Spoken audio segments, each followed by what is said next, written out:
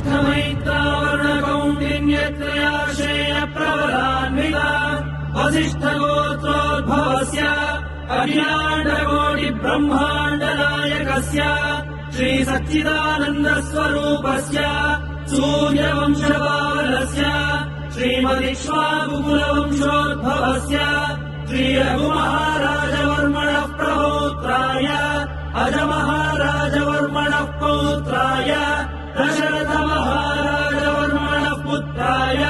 चक्रवर्ति सार्वभौमाय श्रीमहाविष्णु अवतारभूताय